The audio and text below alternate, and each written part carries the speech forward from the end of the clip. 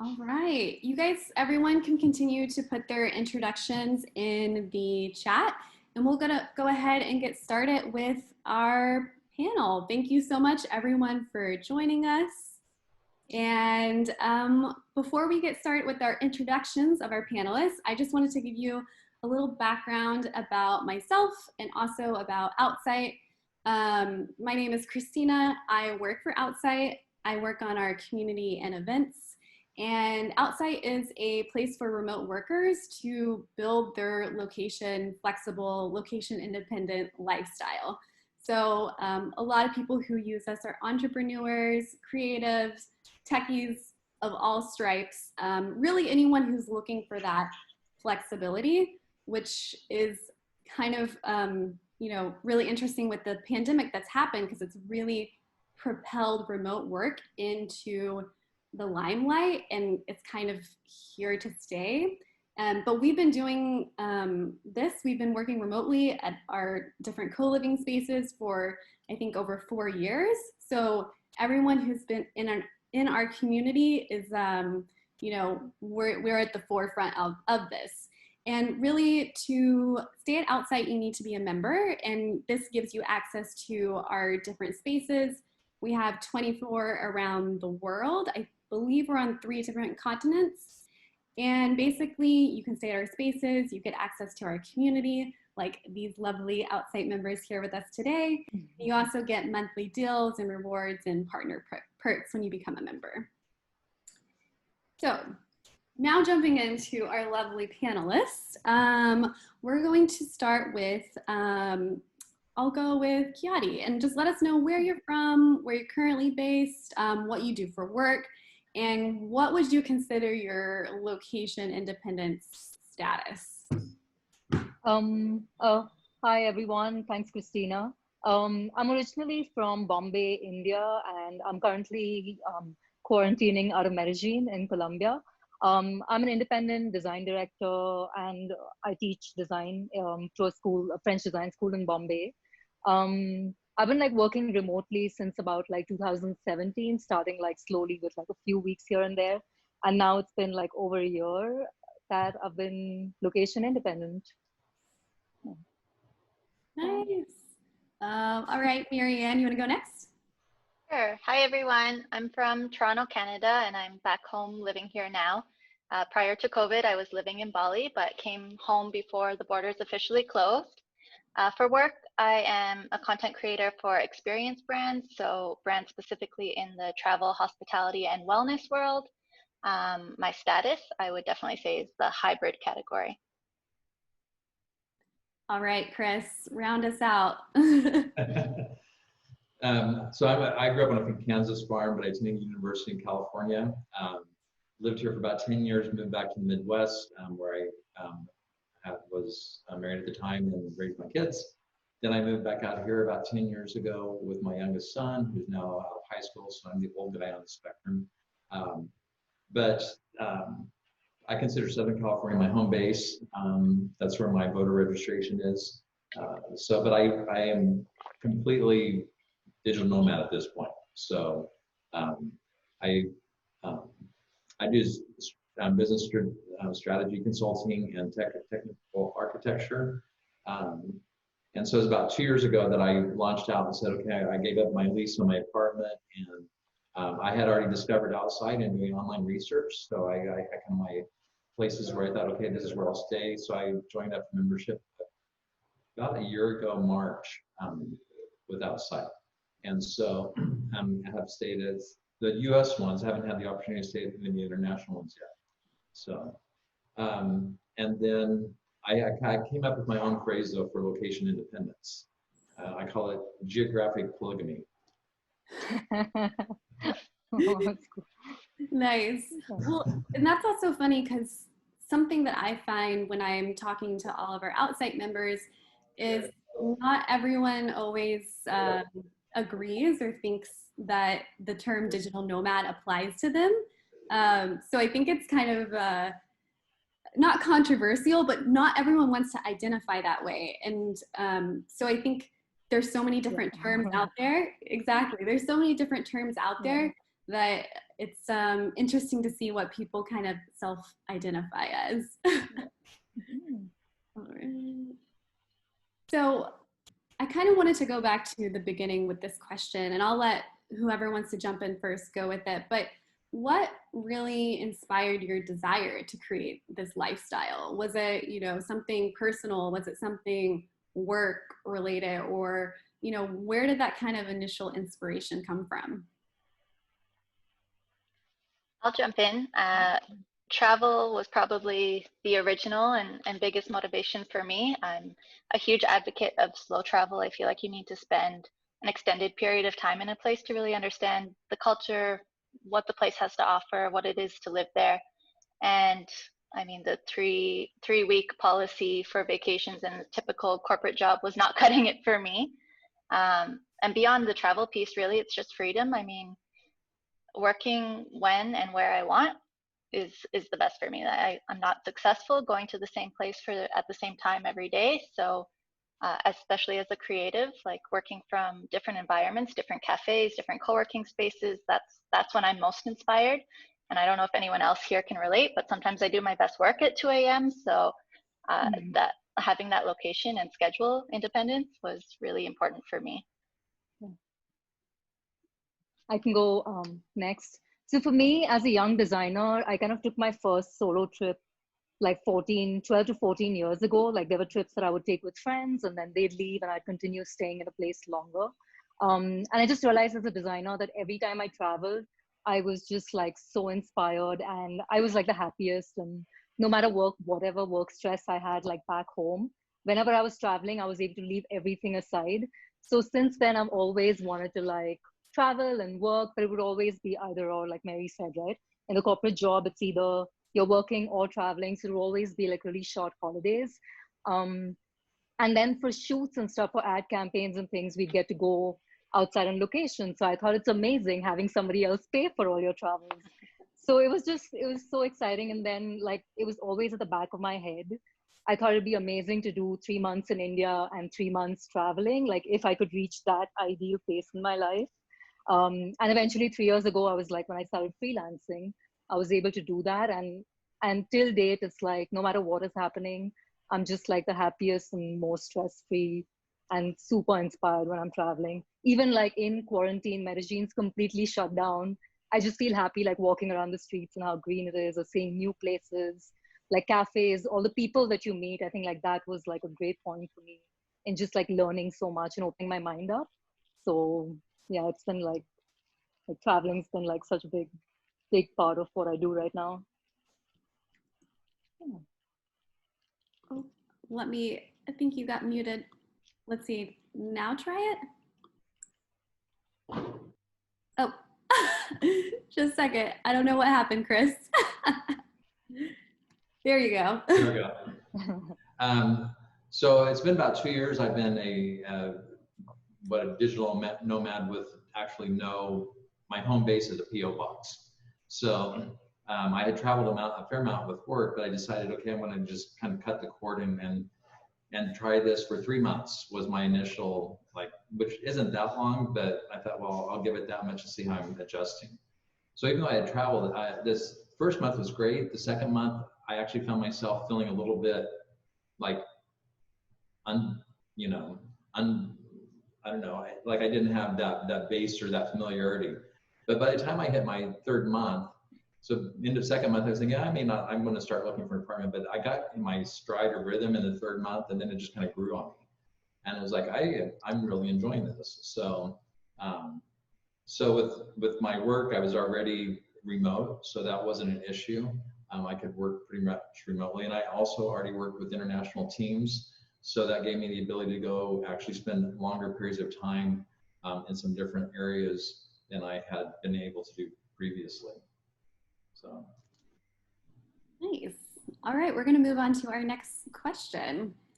So when it came to work, so this is interesting because I know that all three of you are entrepreneurs in your own right now, but whenever you started this journey, can you kind of just tell us, were you seeking out a remote role or did you create your own? And this is kind of where the path has led you. And also, do you have any kind of side hustle or passive income stream that helps you kind of maintain your lifestyle on the road? Sure, I'll hop in again. I wish that I had a simple answer here, but I've come at this like in every different way possible over the last decade.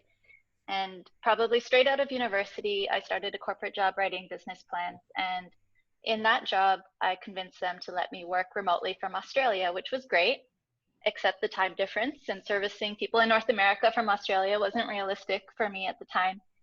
So I got a working holiday visa, which was another avenue, and worked for a local travel website and doing web content for them. So I stayed there until my visa was up, came home, and then more recently, I actually negotiated it as part of my contract in my latest full-time role. So I was the director of marketing and communications for a nonprofit in Canada.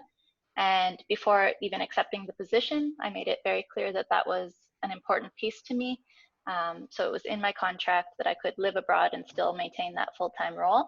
So I did that for a few years, and then only this year I finally took the leap to become fully independent, and now I'm running my own content business. And currently my clients are all over the world, so I don't have to be in any one place, but it was quite a not straight and long journey to get to the place I am right now. But that's so cool that you were able to, you know, put that in as your contract for a full-time employee. Were you the only one in your company that kind of had that privilege, or were they more flexible? When I first started, they didn't have like a firm office, so it wasn't a crazy idea, but over the years that I was there, they became much more formal and they had the office. So it was a little bit odd for me to be in a different country when the whole team was at the office, but part of the growing pains there for sure. Yeah. Should I go next? So for me, I worked full-time with ad agencies and design studios in Bombay for about like 12 years. And it was extremely hard to like be even thinking or convincing my employees to let me be remote. I sort of like quit my job just to take a break because like it was a long like time just working, and like it was like super hectic, and I just wanted to like create a work-life balance. I didn't even think about like traveling or working remotely. And then as I started freelancing, I had opportunities to like travel to meet friends or for events and things, and I started working from these places. And I realized that that would be great, like as long as I can work from anywhere that I am. And slowly started easing my clients into understanding that it doesn't matter if I'm in Bombay or wherever I am. So it kind of like very organically, I moved into this space of like traveling and working. Yeah, it's been like with some clients, it's still like they want to see you like face to face. They want to do meetings. Some things like if I had to like do shoots and things, I wouldn't be on location. But I'm like trying to like work and now networking everywhere that I travel to kind of see what opportunities open up. Um, and and mainly I was like doing design and I was really happy, and I was teaching and I took a break from that for 2 years because again you had to be present in a classroom. Now because of the pandemic, it's like classes are online, so I went back to teaching this year. So that's something I do apart from all my professional projects. Also realized that a lot of the design work slowed down because a lot of clients aren't doing businesses or don't need design work. So now more than ever before, I've realized that it's important to have a couple of things on the side to do in addition to like your main stream of work.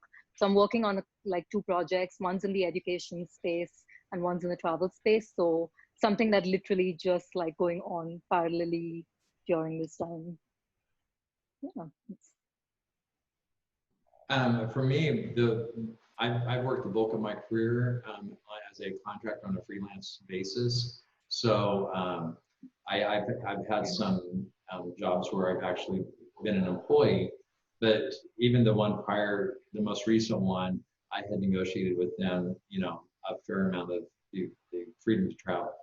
So, and my work is somewhat conducive to this because I work a lot with international teams in tech for delivery in India and Uruguay and Colombia, in Ukraine, in Israel. So engaging with those teams, it's actually a value add for me to be able to tell a client, you know, not only working with them, I can facilitate the things, you know, as far as remote team and the facilitation and communications and everything. But there are periods of time where then I can actually be there in person, and then there's value to that proximity. So that is actually a value add to my US-based clients, that, you know, I can kind of bridge both worlds as needed.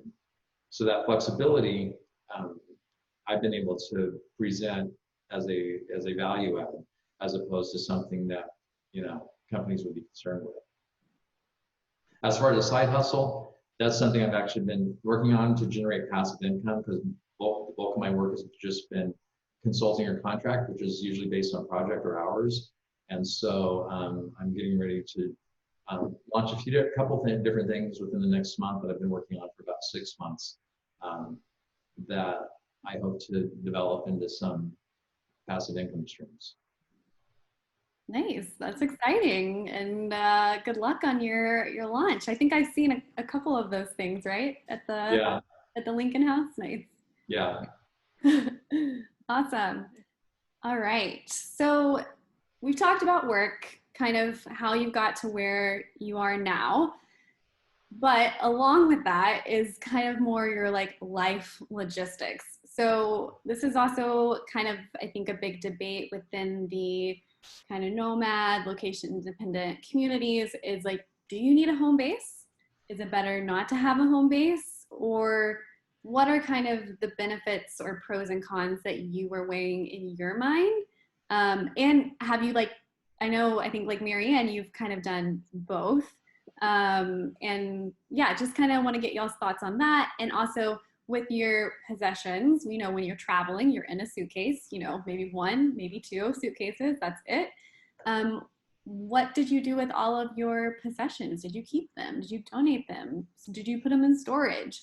And if you had a vehicle, what have you done with that?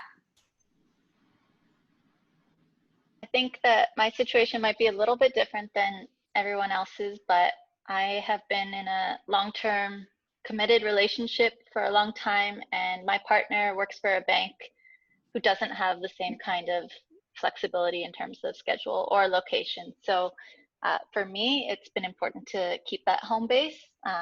He and I have lived abroad together. Like, we lived in New Zealand and Fiji and Australia for a year and a half, and more recently in Bali. And in those cases, when we both left together for extended periods, we sublet our apartment. When I've gone and traveled for months at a time as a solo traveler, he's manned the fort while I was away. So in both cases, we kind of had a home base to come back to.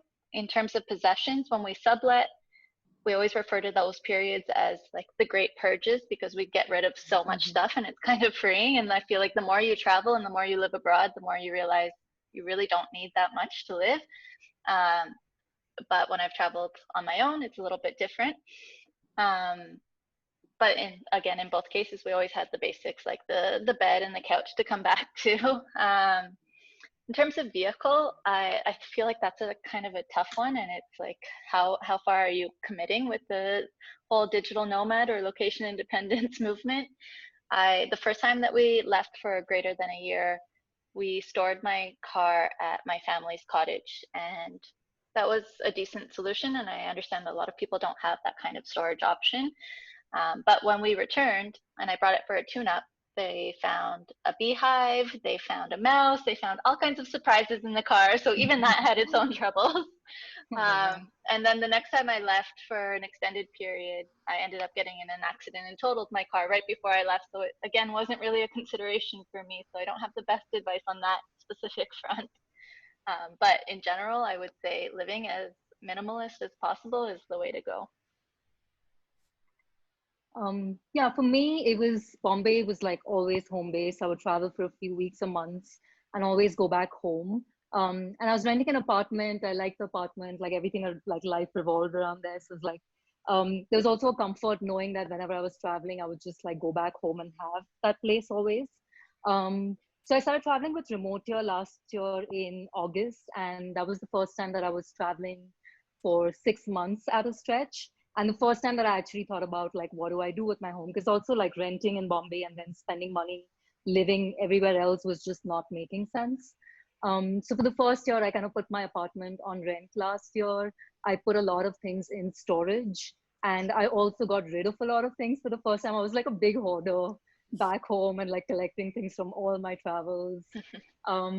And then I had a bunch of like books and things which I didn't want to sell or get rid of completely. So I kind of donated them to the co-working space that I was working in Bombay, so that when I go back, I had the option of getting them back. And these are books I've collected over like 12, 13 years. So never wanted to part with them. Now that the plan kind of moved from 6 years to being 13 months away, I've just literally been considering, do I really need to have like all these possessions to go back to? Because home, like a home base in my mind is, it's still going to be Bombay without an apartment, because that's my family and friends. That's where they are. So I realized that like home base is not for me, like material possessions or anything. So now when I go back, I'm like, I don't need to like have my apartment. So I would like definitely want to get rid of like as many things as possible and be able to travel. Even traveling now just taught me that I really need very, very few things. I started out with like one big and small suitcase 13 months ago, and now I'm surviving on that and realizing that I need even fewer things. So I would definitely say work from anywhere. No, like have a base to like just wherever feels like home to you that you can go back to. But yeah, like not have any attachments, so that I'm just like free to plan wherever I want to go. I did have a car, so I just left that with my parents, because again, I was going to go back in 6 months and I wanted that comfort of having my things. But now I'm like rethinking all of that, just having been away for so long. So yeah, that's what I do. Well, when I kind of cut the cord on my lease, I sold everything that's not essential. I didn't really have anything that was extremely valuable. It would cost more to put it in storage than it would have to keep it. Even though I was starting off with a short period of time as my kind of trial, I kind of knew that by getting rid of stuff, that it would keep me committed to trying it out.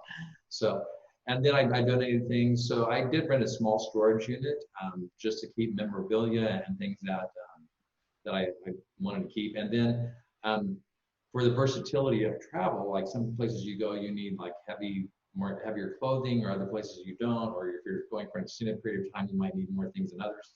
So I rented a small storage unit, but I intentionally rented one that was near LAX, the airport. And that way, you know, because then most of my travel originates from the airport, I could swap things out, I could do that, and it's been convenient from that perspective. I do have a car, but I have family in Southern California, so I was fortunate I could leave the car with them. So that's kind of, you know, and then the other thing I felt comfortable as far as home considerations from the research I did, that I was actually going to be able to stay in places that would contribute to the experience. If I was just traveling and just staying in hotels all the time, that I would just, you know, I don't think have maximized what I was looking for in kind of the digital nomad, you know, like location independent lifestyle. That's so true. You know, your environment and what you are looking for, and you want those to match up when you're traveling, because you've done all this work to get on the road, and you probably have a certain expectation, so you want to try and meet those. Yeah. The other thing I would mention, you know, and this as far as considerations, is also your work environment, you know, as you travel. And, you know, Mariana mentioned, you know, working in coffee shops, that kind of thing. One of the nice things is I can choose on any given day, typically, the environment that's going to contribute to what I need to accomplish. So sometimes I need the energy or something of a coffee shop, and I'm distracted. You know, I might keep people there. I have found public libraries are great places if you need to really concentrate and not have the distraction and the noise and the music and everything in the background. A lot of public libraries have meeting rooms that you can reserve for free. So if you need to have a video meeting, or, you know, that's capability. And especially internationally, I'll actually look out sometimes co-working spaces, even though I don't have a long-term thing. They have daily or weekly, but it's been a great way to build my international business network as well. I agree with Chris so much, but I love how he articulates everything so perfectly. Like, yeah, that's just. That's so funny too, because part of my routine when I was working remotely in LA was I would go to the coffee shop first, and then I would bounce to the library, and then I would come back home because sometimes you just needed a change of environment, like you said, and you need it to kind of match what you want to get done that day. So hopefully, once this pandemic has kind of, you know, been phased out, like we can really take advantage of these spaces again. Because I know a lot of coffee shops aren't, you know, operating at full capacity, or you can't sit there. Same thing, I feel like a lot of public libraries are closed. And I think a lot of co-working spaces are also on the fence. So it's kind of interesting to see how we're all breaking up our days now. I think a lot of us are just kind of staying inside. But talking a little bit about location independence, and I have a couple of questions. You can answer kind of all three of them if you want, or we can go one by one. But so you got your job, you've got your work lined up, you've figured out what you're doing, like with your home base or not, and all your possessions. You've packed your bags. Where do you go from there? How do you decide where to go, and how long do you go? And has that kind of changed over time? And I do think that the pandemic is going to be pushing us in a certain direction on this, but I'm curious to see what y'all's thoughts are. I definitely have a checklist when it comes to what destinations I want to go to. I love hot climates, so that's number one on my list.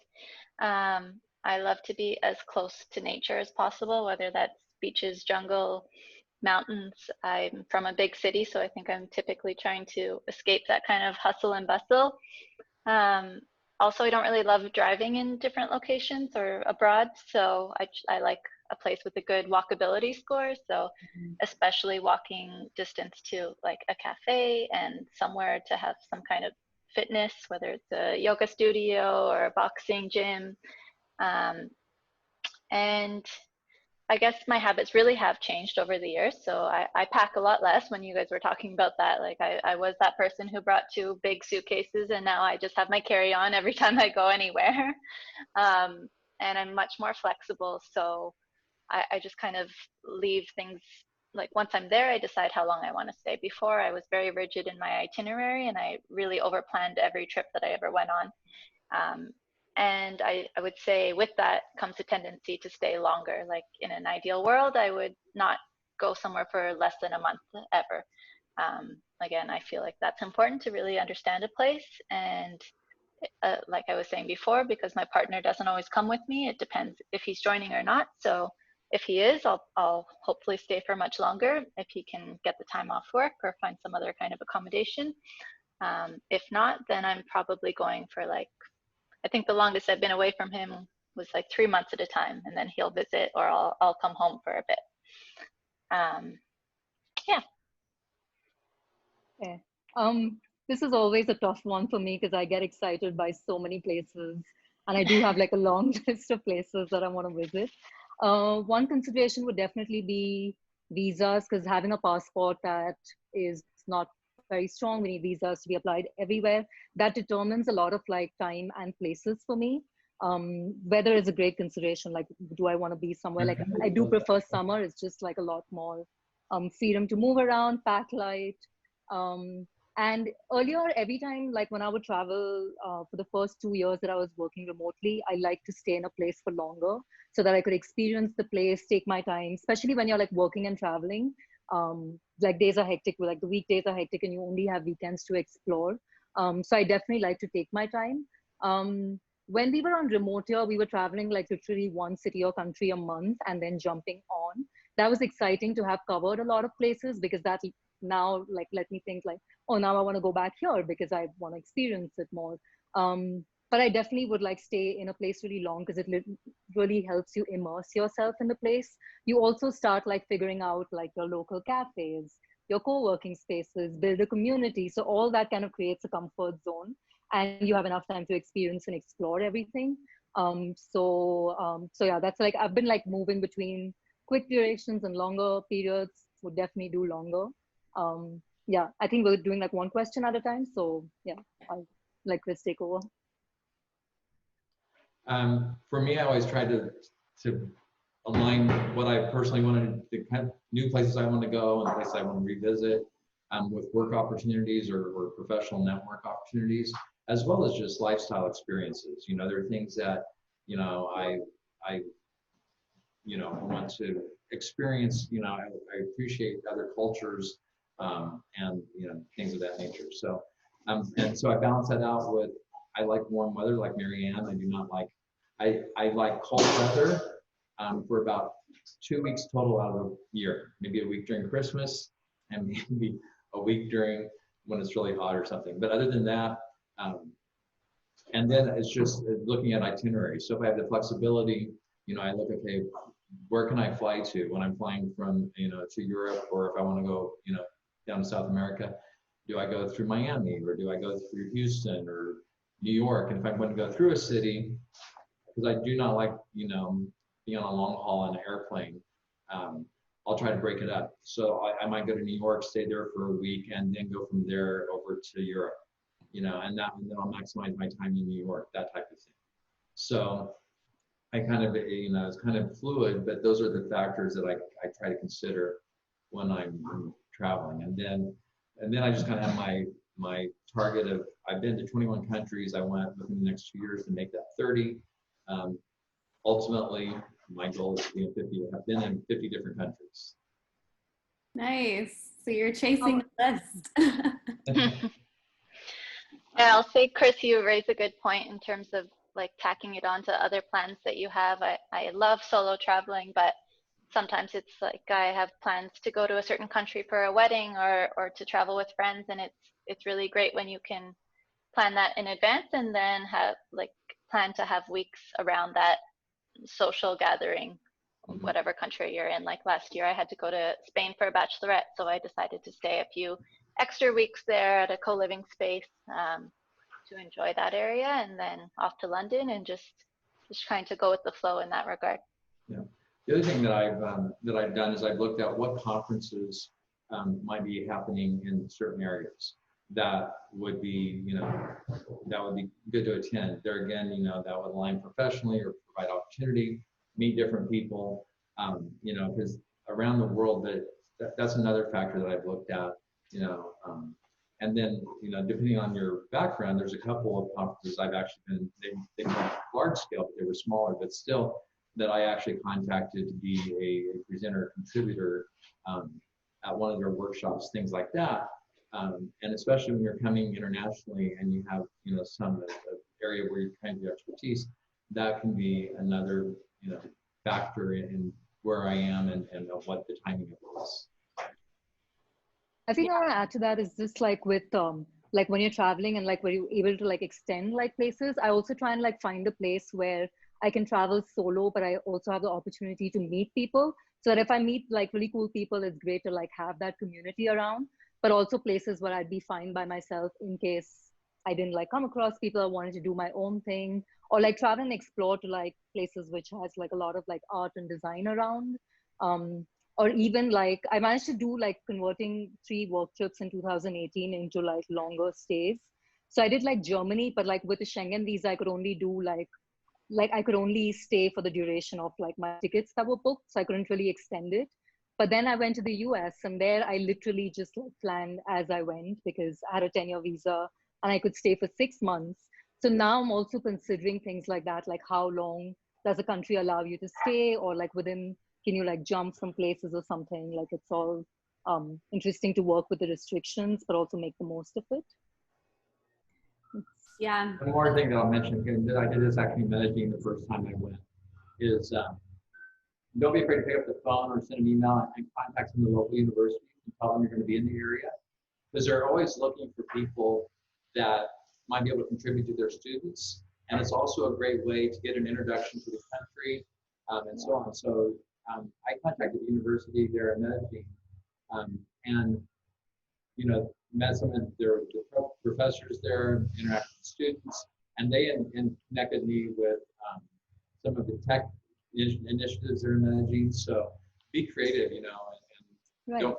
to be right. Because as when you're traveling internationally, you actually are bringing the opportunity to create a dynamic with them that's mutually beneficial. Yeah. In fact, that's the first time I've been able to do that because I've been in Medellin for almost over 7 months. Usually with shorter times, I'm not like connecting work-wise. I'm like, I keep doing what I'm doing. But this time, because there was so much time in the city, I connected. I just kind of like wrote to the curator of the Museum of Modern Art is on another social network that I'm part of. So I just kind of wrote to him, set up a meeting. I met with somebody else who was like, because I teach design thinking, and I wanted to take actual case studies from Colombia. So I kind of like reached out to a few companies and people, and most times you'll realize that a lot of people respond very positively or are happy to share information and network. So now I'm also learning how to network really effectively, which is great, like making use of the surroundings you're in, like which really helps. Yeah, absolutely. And I'm loving all these different tips for, outreach and networking internationally. And it's like you've all kind of said, it's the longer you stay, the more opportunity you have to really, make yourself part of the community and kind of have that more immersive experience. So whenever you do go back, or if you do go back through, you actually have some real connections to the place. It's not like you're just passing through for, a week or 10 days. You really have a foundation that you're building on. And so this is kind of also part of this is co-living, because whenever you are staying in a co-living space, you are staying with other people, which also expands your network in a really interesting way. So I'm wondering, where did you first learn about co-living? Why were you interested in incorporating that into your nomadic journey? And also let us know which outsites that you stayed at. So the first co-living space that I stayed at was in Nicaragua, and I think that was after many years of over planning, like I said, and it was starting to take the fun out of travel. I just wanted to be able to go somewhere and not have my itinerary completely detailed, and feel safe and have all the conveniences of the local recommendations and the built-in community. And that first experience was amazing. Like, the community was a huge piece for me because not only do you get to share all the experiences with some like-minded people, but as a female traveling by herself, I felt safe at all times, and I had reliable Wi-Fi, which is probably number one when I was working abroad. And like I said, just the ease of it all. Like, there was someone there who knew the ropes and was able to show what cafes you should go to, what hikes you should do, all of the recommendations that would otherwise take a lot of research. And from there, it like I was hooked after that, and it was probably a big piece of why I choose certain destinations to go for longer periods. Like, I actually look now which places have co-living spaces that look attractive to me. In terms of my outsite experience, I've stayed in several of the California locations. I've popped into the Portugal location. Like we were saying just before we hopped on here, I was hoping to spend more time in Portugal and a few of the other locations, but I think that will have to be 2021 goals right now. But just from my experiences at Outsite so far, I've made connections and friends that I still talk to. And those are really valuable to me. I think it's really inspiring to be around other creatives and other entrepreneurs and just people living an alternative lifestyle who get it, and you don't have to explain anything to. It's huge. Yeah, for me, like Christina was mentioning to you before we started, like outside Brooklyn was like my first experience with co-living, and I actually chanced upon it on Airbnb. So I was traveling in 2018 in winter. In January, I was in New York, and I was literally, because I had no like deadline, like I didn't have like return tickets to go back home. I was just going with the flow, booking 1 week at a time. And my last week in New York, I came across Outsite. And winter is like a very different vibe in New York. People are not out and about, so you don't see so many people. So I was kind of, by the end of like my 5 weeks there, I was just like, I need to see people. I wish I met people or connected. I'm a lot more social now, but back then I wouldn't just be able to go to a bar and like strike up a conversation, or if somebody spoke to me, I will like up and speak to them. So I saw Outsite on Airbnb, and I just decided to kind of like, I was like, this sounds great. And like I also thought there was like a lot of designers and writers in the space at the time.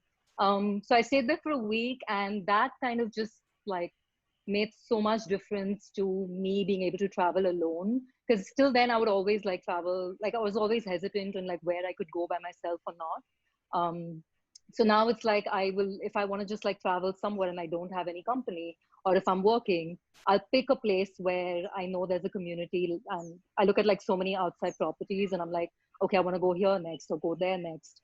And even with like Slack channels of remote here and outside, the community is just like spread out in so many places that has also helped me look at co-living as just such an amazing way of like travel, to like meet people, to be so yeah, that's how I literally like came into co-living, and it's been amazing. Yeah. I've stayed at 3 different outsites, the 2 of them in Venice Beach, and then spent a couple months in the Encinitas outsite when COVID started and we were having quarantine. So, which if you've been to Encinitas location, like if you have to quarantine, that's the place to quarantine. But the thing that I have come to appreciate with Outsite is, I mean, I really do like the co-living places, and I've stayed at some other co-living places internationally. You know, Christina's already heard me say this, but I'm, you know, hoping that Outsite gets that Barcelona location because I love Barcelona. But the thing that I've come to appreciate is even more than the spaces is the community. And I think I like the fact that Outsite has a dedicated community manager on Slack and on WhatsApp. You know, they facilitate these kind of things. So the network that comes with that and everything, I think is, you know, very much, I haven't seen that with any of the other co-living places to the extent that Outsite is doing it. So. Even so, when I was in Lisbon in September last year, so like twice this has happened where there's a bunch of remote communities in a city at the same time. So that cross-pollination has also been interesting. In Lisbon last year, it was like remote here, Hackers Paradise, and Outsite there. So we organized like a panel discussion there with like all the 3 communities. Then I met all 3 communities here in Medellin also. There were a few outsiders. Hackers Paradise was here. So even like that, just I mean, like Chris said, like community is like literally like the most important and most amazing aspect of co-living. And everyone's like a professional that you meet. Everyone's used to traveling. They're very like-minded. So they're very respectful of how you live or how you work and stuff. So it's very interesting that there's some sort of like guarantee in the kind of people that you meet. Like most times you meet incredible people that just, yeah, one of the things I think is funny is trying to explain this to people that are in my life that aren't nomads, or, you know, that this all seems very foreign to them, you know, and initially their perception was this, are you like staying in frat houses, or you know, is this like bohemian, you know, nothing that there's anything wrong with that, but I said, no, it's actually, you know, I mean, a wide spectrum of people, and being a little bit, you know, older. The other thing I've come to appreciate is with Outsite is, you know, it's not just a certain age group, it's not just a certain culture, it's the people that you're introduced to and you have the opportunity to meet. Really, it's a fascinating mix. I describe Outsite as a mature version of staying between hostels and Airbnbs. It's like a professional version for that. That's a great way to put it. I totally agree with you, Chris. We have a really wide range of ages, industry, ethnicity, gender. We have everyone, which is great, because I think it's part of the magic, and it also shows that kind of this want for location independence and being able to travel and work, kind of, it transcends everything, you know. We're all united on that front, which is really awesome. And I believe that is my last question that I have, but we have some questions from everyone else that I would love to swing to our panelists now. So from Melody, we have, do you find that it's challenging to maintain long-term relationships when you're bouncing from place to place? I think this also kind of speaks to why community is so important on the road that we were all just talking about. But yeah, what do you guys think? I'll say think something that, here with yeah, sorry, go Mary, ahead. go ahead. No, we'll maintain the order. Go ahead. I think that connection is really important, and that's probably why a lot of us end up in these co-living spaces.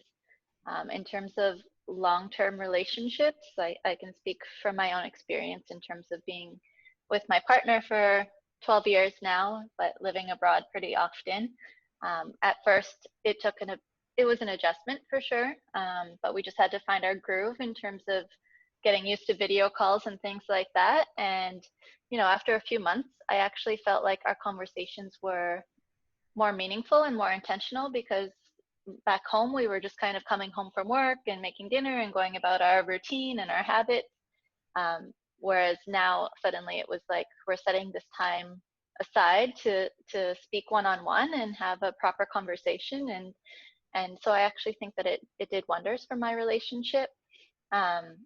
And now so much so that he's hooked and wants to come with me on the this whole journey of location independence. But I also find it really interesting in terms of the co-living relationships that I've made. Like, I love going to a new place and just putting on Instagram, like, who else is here? And I have this whole network of, global friends now. And it's so cool to meet up with people in different cities and just be like, what's been going on since I last saw you in Portugal or California or Nicaragua? It's really fun in that regard. Yeah, I was trying to say, like, this is something I've been thinking so much about, like, especially with quarantine being in one place. So when you're traveling to different places, you meet so many interesting people, you make new friends, but then either them or you is always constantly moving.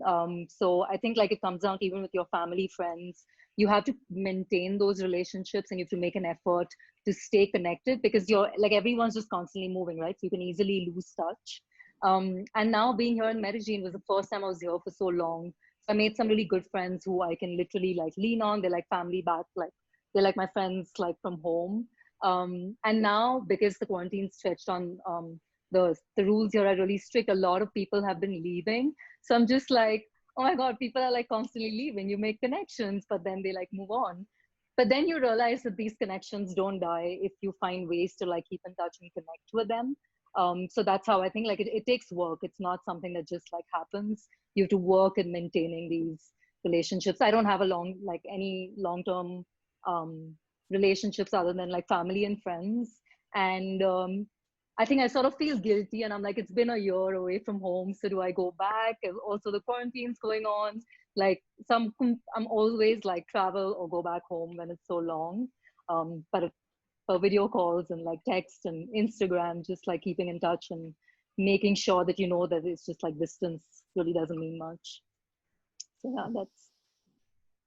Yeah, I think for me, I'm fortunate that I'm at a point in life, being single, that my children, I was able to be at home and a very involved father, but they're all young adults now.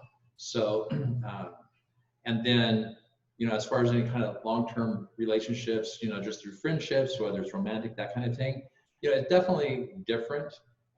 But any healthy relationship regardless of proximity, takes a lot of intent, or if it's going to be healthy, it has to be intentional.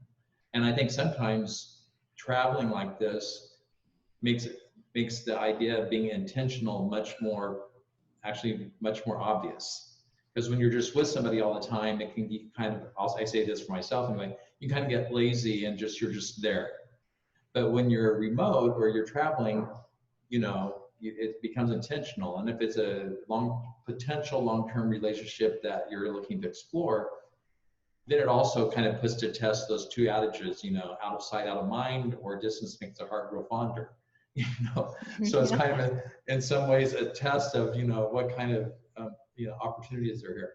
So but the other thing I think it does is I'm not on, nothing wrong with them, but I'm not on like all the the eHarmony, Tinder, and nothing wrong with those, but I just prefer my connections to be organic. And I think this type of lifestyle actually is a factor or contributor to being able to meet people organically than even being parked in some place and you don't have that. Absolutely. All right, we have another, this one should be a quick question for you guys. Where do you guys pay taxes? Is it in your home country or somewhere else? I do. I pay here in Canada. Same. I pay taxes back in India. Yeah, same. And going back to home base, I think that's one of the practicalities you have to determine is, and become a little bit of a challenge if you really don't have a lease, like I have a PO box, because a lot of times you're supposed to have a physical address. And if you really cut the cord, you know, like instead of California being home base, you know, I ended up having to use a family member's address as my physical address for certain things because you couldn't use a PO box, because I got a PO box as my kind of permanent place. So if you're traveling a lot and doing things internationally, you know, it can also affect your where you pay taxes and all of that. So that is something that you have to consider. But yeah, I'm based here in California, and actually have a company that I established was based here in California that I do my work through. I learned a very interesting thing about taxes where, I mean, so obviously I pay taxes in India for my Indian clients, but if I have international clients, I'm not paying taxes on projects from international clients.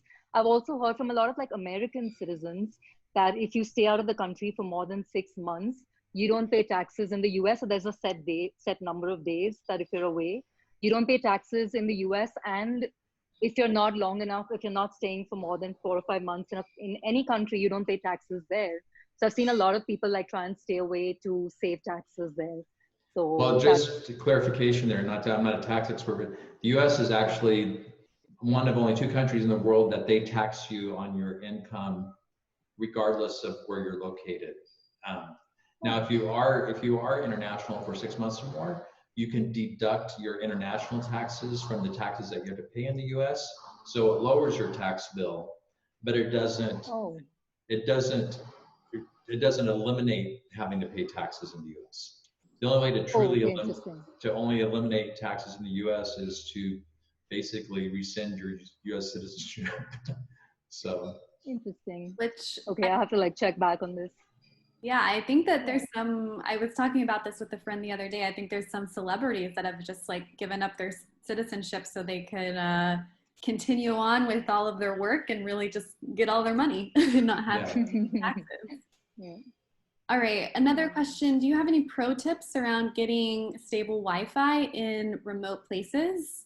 Like have you used any mobile hotspots or anything like that? I don't. I look online often in terms, there's like plenty of websites that are for digital nomads that rate the Wi-Fi in different places. So I often try to find blogs that specify which cafes have good, strong Wi-Fi. But also that's part of the reason that I go for the co-living spaces, because that's a big piece of it, having reliable Wi-Fi and everything you need to operate your business. Yeah, same for me. I've never like done like personal like Wi-Fi. Like I usually find like co-working spaces with really good Wi-Fi or check the networks at cafes and stuff. And just for like my mobile like internet in like different countries, there's an app called Airolo which works with like a dual SIM. So that I found to have like really good connections and rates in most like countries that you would want to travel to. So yeah. Sorry, go ahead. Go ahead.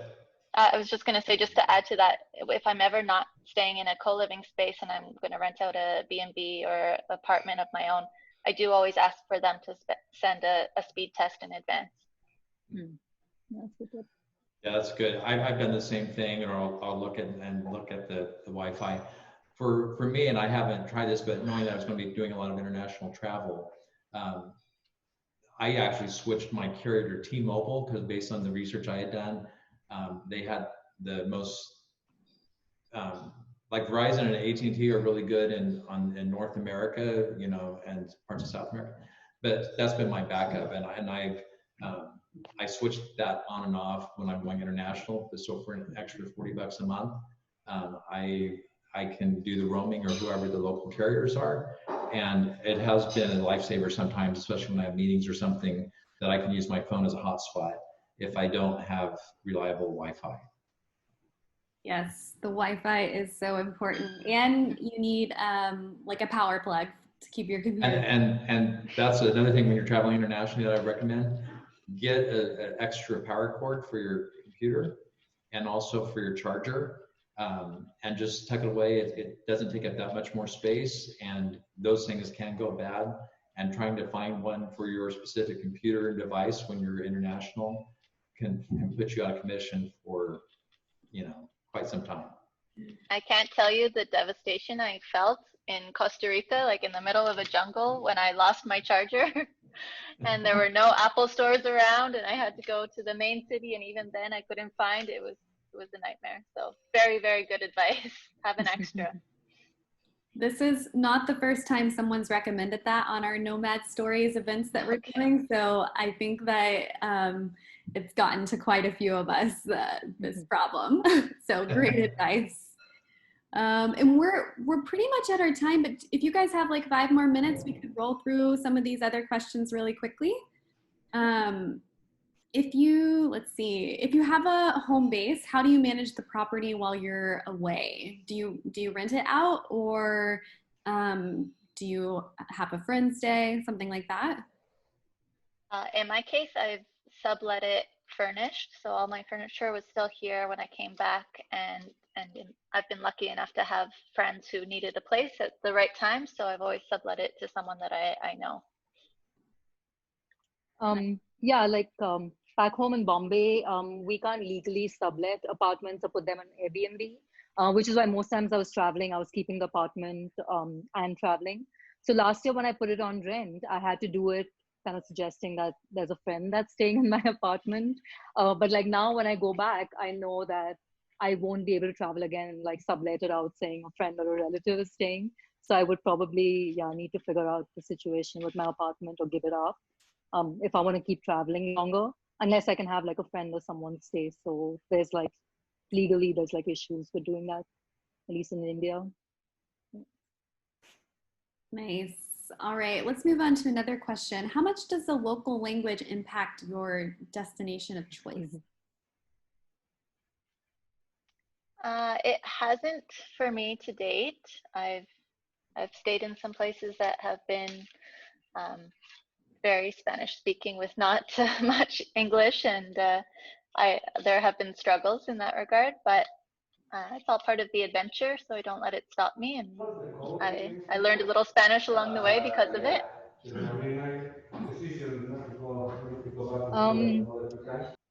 Yeah, so definitely language helps. And if I'm like traveling for like shorter durations, language is not such a big, like I use Google Translate. I learn at least like the basic keywords like hello, thank you, like how to ask like for an order or something, just basics wherever I'm traveling. The longer I've stayed in a place, like for example, I've been in Spanish speaking countries in Colombia here, and the more you immerse yourself into the day-to-day of a place, I think knowing the local language, it not only helps like with communication, but also it just like warms the locals up to you a lot faster. I also had to like deal with like hospitals and doctors and a surgery here and stuff. So that's when I realized, because I always needed somebody to translate from like English to Spanish. And we were in Cusco in the middle of nowhere and having to go to a hospital in Cusco when nobody spoke Spanish. So those are obviously like some extreme situations, but I think like a basic knowledge of a language, if you're going to be in a place for longer, it's just, it adds a lot of value. I don't think it hinders like travel, because people travel to like places all the time without knowing the language, but there's definitely benefits in knowing the local languages. Or some pleasantries in the local language. Nice. Yeah, for me, I haven't found much of an issue when I've gone places where I already have business connections. You know, that's a benefit because people can help translate. I speak a smattering of Spanish, and that's about it. Google Translate on my phone has become, you know, it's an amazing help nowadays. But you know, I just there's ways you can find to navigate. You know, you can, a lot of places, if they are more tourist destinations, they'll have like menus and things in both English and the native language. And then you just get real creative with your with your hand signals. Nice. And real quick, do any of you have pets? I feel like this is a hard thing to maintain when you're traveling, but does anyone have pets, and do you have a solution to if you do have a pet and what you do with them? It's definitely hard. I have a few go-to puppy sitters that my dog's really familiar with, and they take really good care of her. So we always feel confident when we leave her in their care. But a lot of the time, my partner stays home, so he's watching her. But I could imagine that would be a really tough decision and hard to stay away from your pet. I don't have pets here, but then you can find people like me who are very happy to pet sit for you. So you guys have seen that. Everywhere I go, I'm like, send me your pets, I'll look after them. When I'm traveling, I can't like just have a pet. So this is like, yeah. So for every pet owner, there's a pet sitter ready to take your job. Nice. And Chris, no pets? No pet. I have had a pet, but I think it definitely would be a challenge if you had a pet traveling, and even if it was the kind of pet that you could travel with. You know, countries have different requirements and stipulations when you travel with an animal. So I would just say, if you do decide to travel with your pet, if that's an option, that you check out and make sure that you understand the regulations before you travel abroad. Absolutely. And one last question, I think it's a great one to end on because it's talking a little bit about the now, but also the future. So how do you plan for like retirement while you're doing all of this in your lifestyle? Well, while I was working full-time, that part of the deal there is money gets put aside into your pension here in Canada. But also I always, as much as I want to be a free spirit and live wherever and take action whenever I feel like it, I always committed to putting a certain percentage aside for savings. So that was really important all along, and part of the reason that I keep my property is for investment purposes. Yeah, I have like money that goes into a provident fund, and I'll keep doing that. But also, like when I was traveling for like a year, like jumping places very often, I was spending a lot of money. So the other thing I've realized is that it helps that whatever money that you're making, you just put a percentage away, no matter what you're earning, because over time it just like builds up and like helps with that. Like my retirement plan was to like just make money so I could keep traveling, but it's changing now because I understand the value of like saving. So it's just like whatever percentage, put that away, and then plan how I can work around with the money that I have left and find locations and habits that help me save more money than I'm spending usually. So yeah, but I'm not the best to give advice on this just yet. Well, going back, I like to use it maybe because I'm getting closer than anybody else on this call or in the panelists, that retirement age. I actually don't think in terms of retirement. I think in terms of financial independence, because I don't see myself ever retiring in a formal way. You know, just knowing myself, I, will always be somebody that has to be engaged and active in creating or contributing, that type of thing. So, but I do think you have to look at, okay, whether you're not just when you're older, but planning for some level of financial independence so that you can roll with the punches that life throws at you, as well as, plan kind of for the age spectrum. So I think, a good rule of thumb is if you can contribute to some kind of plan. If you're fully independent, there's some things that you can do even on your own. If you're with a company, definitely take advantage of the retirement plan that they offer to contribute to. I think, both of those. I would also look at, as part of that, from a healthcare perspective, I highly recommend a health savings account if you're in the U.S. Take advantage of that, or also look at some kind of vehicle for that. So I think as a rule, if you can like put at least 10% away of your income, that is and can put it in vehicles that will gain, interest, that will be to your advantage. Yeah, I would Yeah, definitely say like health insurance is like super important, because I had like in the last year, I've had a dental emergency in Europe where I would end up spending 8 times more than what I would spend in India. And I had a surgery in Medellin, and thankfully, because of health insurance, it was all a lot better. And even realizing with the pandemic, just having some funds saved if you lose your job, or if you end up like having expenses that you've like not accounted for, all these things constantly happen. So definitely, as you travel more, you realize the importance of all these things. So we'll definitely put that. Yeah, when traveling internationally, I always get health insurance, but for any Canadians listening as well, like it's a consideration if you go abroad for longer than 6 months, you lose your health care. So it's something that I think about, trying to come home for a little bit and then head out again. I have a question here actually for like either like three of y'all could answer. When you travel, do you get health insurance from the country that you come from or the country that you're going to? Do you guys have like any suggestions on that? I go for companies like World Nomads, or I can't remember the names right now, but I'm not even sure where they're based, but they cover all countries. Okay. I know some of them have higher rates if you're traveling through the States specifically, but if you're going international, then. Yeah, I maintain my own health plan. So insurance coverage as a small business. And then internationally, depending on the length of time and where I'm going, I'll look to augment that depending on the coverage that would be available in that country with some type of temporary, travel insurance. Nice. Thank you, everyone, for coming to our panel today. Thank you to our amazing panelists. You guys shared so much great information. We covered a lot, and I think that there was a lot of practical advice, but also a lot of inspiring advice on how we can all get out there and get on the road and make this lifestyle work for you.